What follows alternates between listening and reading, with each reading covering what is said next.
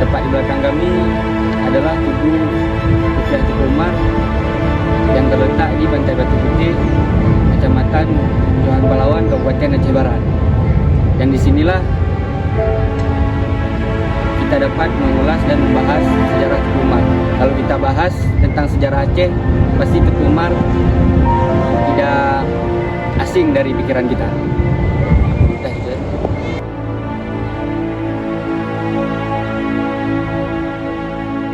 Akan menjelaskan tentang silsilah Tengku Umar. Tengku Umar Johan Pahlawan lahir pada tahun 1854 di Melabung, tepatnya di Kampung Masjid. Sekarang Kampung Belakang, Kecamatan Johan Pahlawan, atau sekitar 100 meter dari Masjid Nurul Huda sekarang. Sifat keteladanan Tengku Umar. Sebagai seorang pahlawan, Tengku Umar memiliki nilai sifat yang dapat kita teladani. Seorang motivator.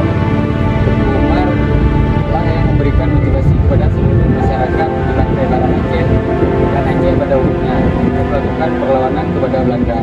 Beliaulah yang menggembleng pasukan dari mulai Melabung sampai ke Raja sampai beliau mampu memperoleh kerjasama mereka dengan mengabarkan peran. Bancai kayak perang Sabela menembaknya. Pejetkan ada dengan apa?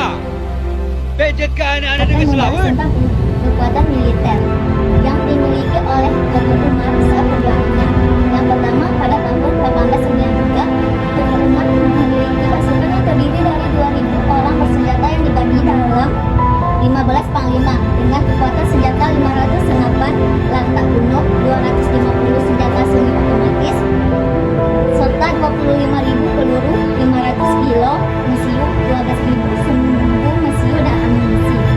Yang kedua, pada tahun 1894, Tengku Umar Johan Pahlawan membentuk pasukan elit yang terdiri dari 250 orang dengan senjata dan baju serta barang militer.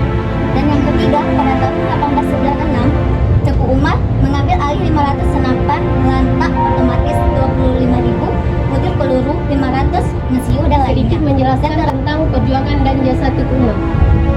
Tengku Umar Johan Pahlawan, seorang perjuangan sejati dan salah satu dari dua pahlawan Aceh yang syahid karena ditembak oleh Belanda. Memiliki perjuangan yang panjang dalam menghadapi Belanda dengan perang yang dimotori dan diikuti oleh beliau. Yang pertama, ada Perang Aceh 1 dan 2 pada tahun 1873, di mana pada usia 18 tahun, Tengku Umar sudah ikut serta dalam perang dalam rangka mempertahankan Raja sebagai utusan pemuda dari Melabung. Pada tanggal 10 Februari 1899, di Kedai Bogor, Tengku Umar bersama pasukannya mengatur rencana penyerangan terhadap Belanda yang berada di Tangsi Melabung. Mendengar rencana ini, Jenderal Van memerintahkan Letnan Van untuk memimpin pasukannya berpatroli ke arah barat dengan menyusuri pantai serta melakukan penjagaan di Suak Ujung Kalak, 2 km dari kota Melabung. Tengku Umar seakan-akan tahu bahwa beliau akan menemui ajalnya. Saat berjalan dari Melabung, beliau berkata kepada Tengku Kali Nyali, "Besok kita akan minum kopi di Kedai Melabung atau saya akan mati di Perang Suci." Tengku Umar bergerak menyusuri pantai bersama pasukannya dari Kedai menuju ke Melabung pada malam hari tanggal 11 Februari 1899. Sebelum melanjutkan perjalanannya untuk melakukan penyerangan ke Tangsi Melabung, pasukan Belanda yang telah lebih dahulu bersiaga di seberang Suak Ujung Kalak melepaskan tembakannya. Pasukan Tengku Umar terkepung. Tengku Umar terlihat memegang dadanya yang berlumuran darah. Peluru Belanda berserang di dada kirinya dan usus besar.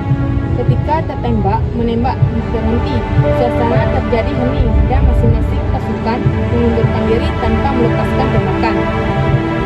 Jenazah Tengku Umar dibawa lari oleh pengikut-pengikut setianya ke puncak Leung di pendalaman Suaraya dan melalui Redup dibawa lagi ke Pasir Bunga, Tanjung Melabung untuk dikebumikan di dekat makam ibu.